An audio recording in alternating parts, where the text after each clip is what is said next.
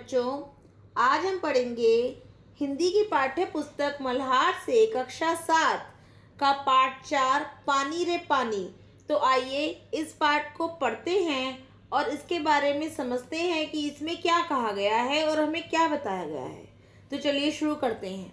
कहाँ से आता है हमारा पानी और फिर कहाँ चला जाता है हमारा पानी? हमने कभी इस बारे में कुछ सोचा है? सोचा तो नहीं होगा शायद, पर इस बारे में पढ़ा जरूर है। भूगोल की किताब पढ़ते समय जलचक्र जैसी बातें हमें बताई जाती हैं। एक सुंदर सा चित्र भी होता है इस पाठ के साथ। सूरज, समुद्र, बादल, हवा, धरती, फिर बरसात की बूंदें और लो फिर बहती हुई एक नदी और उसके किनारे बसा तुम्हारा हमारा घर, गांव या शहर। चित्र के दूसरे भाग में यह नदी अपने चारों तरफ का पानी लेकर उसी समुद्र में मिलती दिखती है। इस पैराग्राफ में लेखक प्रश्न पूछ रहे हैं कि हमारा उपयोग में आने वाला पानी कहाँ से आता है और जब हम इस्तेमाल कर लेते हैं तो वह कहाँ गायब हो जाता है। क्या हमने अपने दैनिक जीवन में पानी के इस आने जाने वाले सफ़र पर कभी विचार किया है? लेखक यहाँ कह रहे हैं कि शायद हमने इस पर गहराई से कभी ना सोचा हो, लेकिन स्कूल की किताबों में इसके बारे में पढ़ाई जरूर की है। यानी कि जब हम स्कूल में भूगोल विषय पढ़ते हैं तब हमें जल चक्र की प्रक्रिया के बारे में सिखाया जाता है।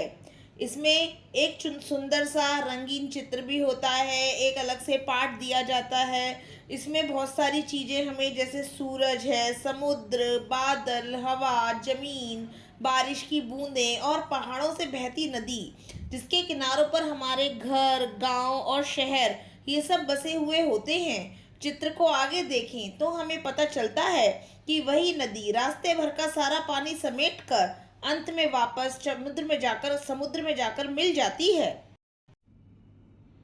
चित्र में कुछ तीर भी बने रहते हैं।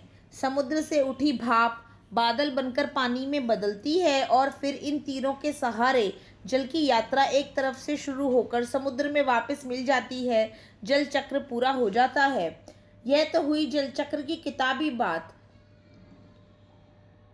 अब तो हम सबके घरों में, स्कूल में, माता पिता के पर लेखक ने कहा है कि जो चित्र हम देखते हैं किताबों में, उसमें पानी के बहने और बदलने की दिशा को दिखाने के लिए कुछ निशान यानी कि तीर बने होते हैं। सूरज की गर्मी से समुद्र का पानी जब भाप बनकर उठता है तो वो बादल में बदलता है और फिर बारिश बनकर बहता है नीचे।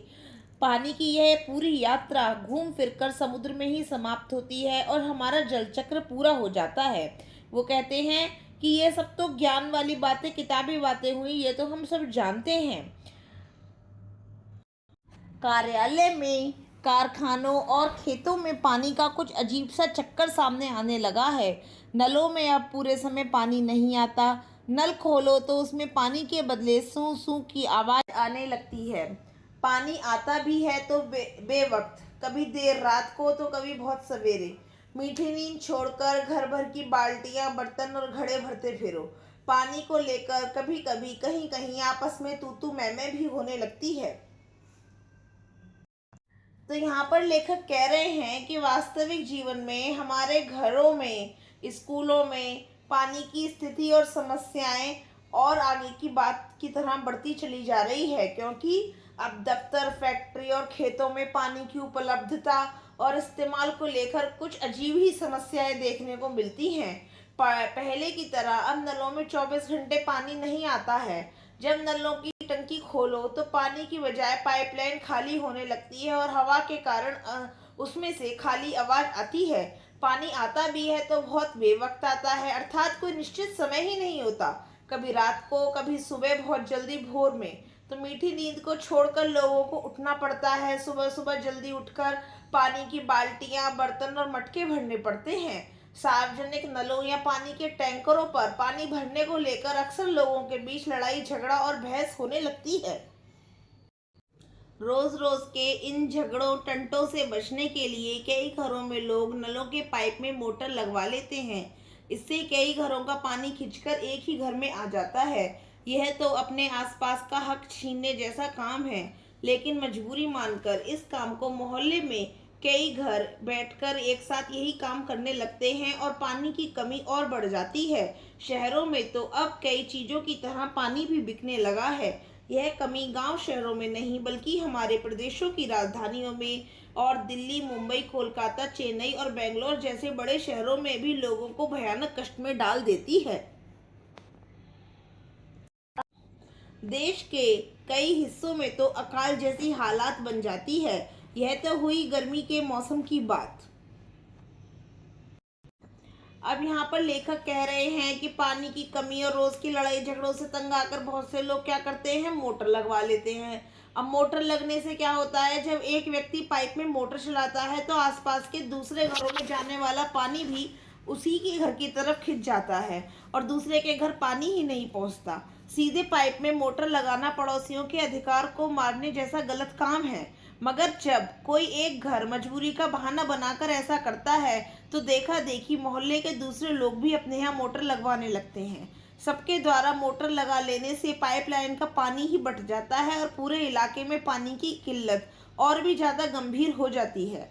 अब जैसे हम और चीज़ें खरीदते हैं वैसे ही शहरों में पीने का इस्तेमाल करने वाला पानी भी बिकने लगा है। पानी का यह संकट सिर्फ छोटे गांव या कस्बों तक ही सीमित नहीं रहा, यह बड़े बड़े महानगरों और राज्यों की राजधानियों में भी पानी न मिलने के कारण लोग बहुत मुसीबत झेलने लगे हैं। गर्मियों के दिनों में देश के कुछ इलाके तो ऐसे होते हैं जहां पानी की इतनी भयंकर कमी हो जाती है, जहां सूखे या अकाल जैसी स्थिति भी पैदा हो जाती है। लेखक कहते हैं कि ऊपर बताई गई सारी परेशानियां तो केवल गर्मी के मौसम की हैं, लेकिन बरसात के मौसम में क्या होता है, लो सब तरफ पानी ही बहने लगता है। हमारे तुम्हारे घर, स्कूल, सड़कों, रेल की पटरियों पर पानी भर जाता है। देश के कई भाग बाढ़ में डूब जाते हैं। यह बाढ़ न गाँव को छोड़ती है और न मुंबई जैसे बड़े शहरों को। कुछ दिनों के लिए सब कुछ थम जाता है, सब कुछ बह जाता है। यहाँ पर लेखक पूछ रहे हैं कि गर्मियों के विपरीत जब मानसून या बारिश का मौसम आता है तब क्या स्थिति होती है कि बारिश शुरू होते ही पासा पलट जाता है। जहाँ पहले सूखा था वहाँ हर जगह पानी ही पानी बहने लगता है। इतनी तेज बारिश होती है कि घरों के अंदर, स्कूलों में, रास्तों पर और रेलवे ट्रैक पर भी पानी जमा हो जाता है।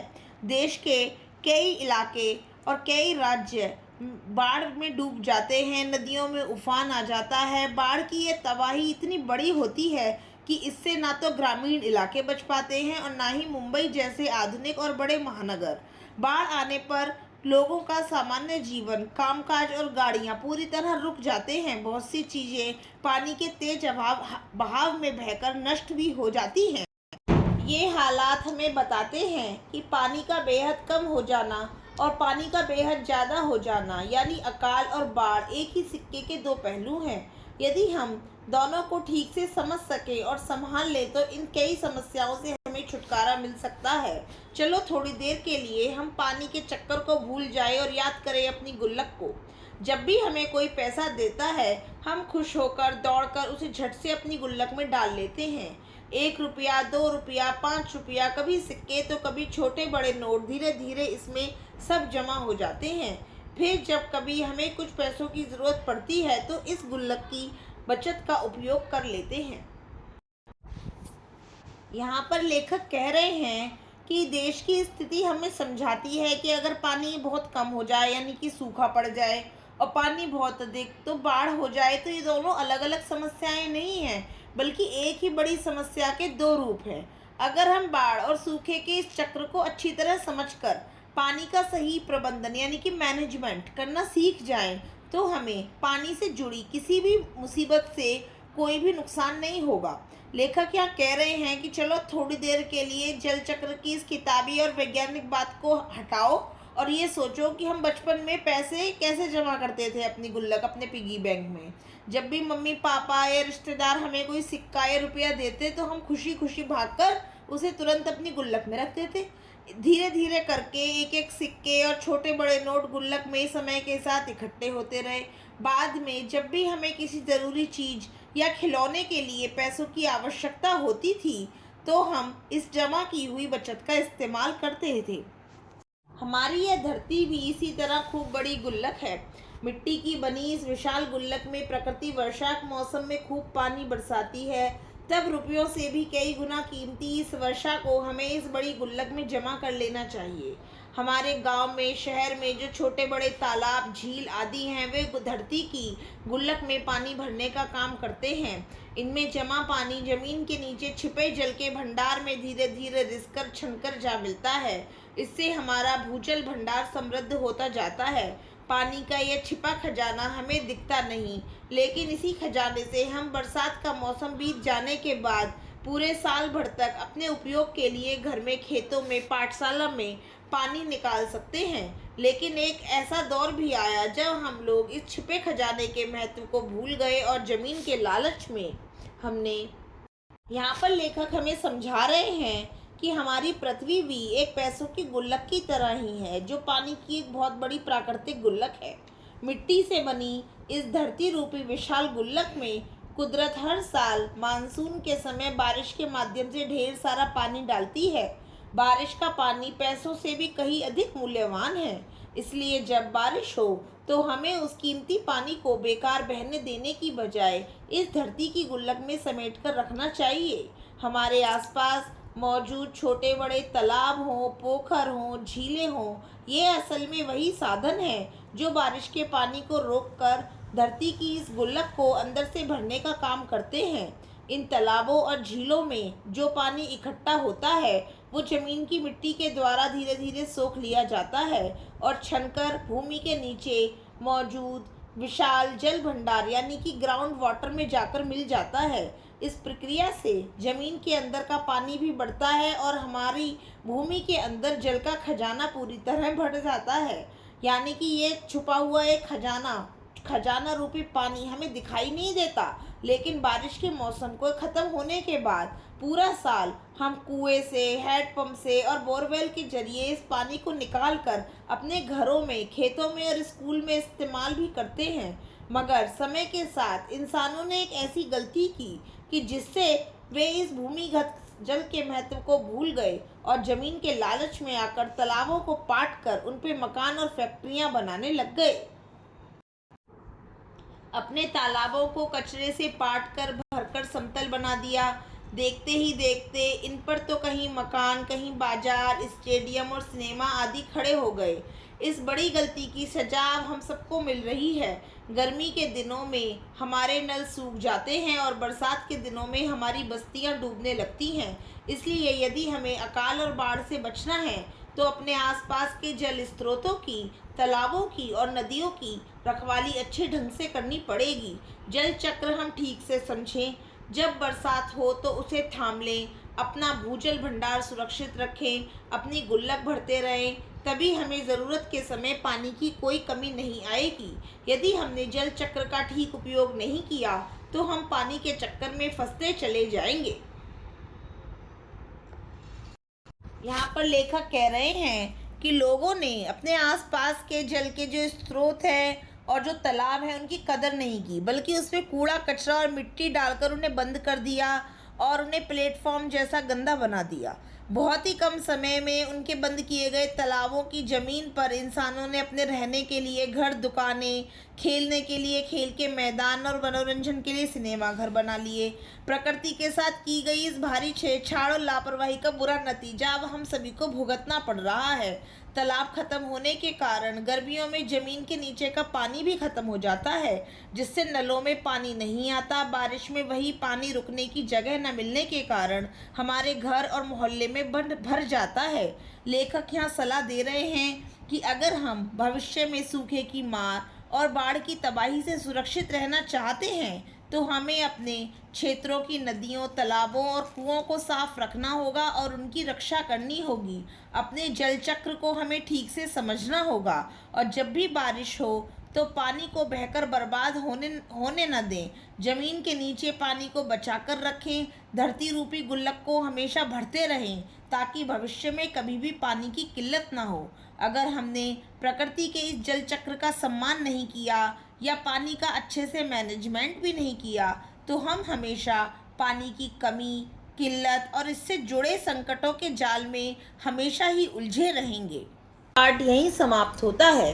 पढ़ाई बने पहचान। हर बच्चा बने महान। धन्यवाद।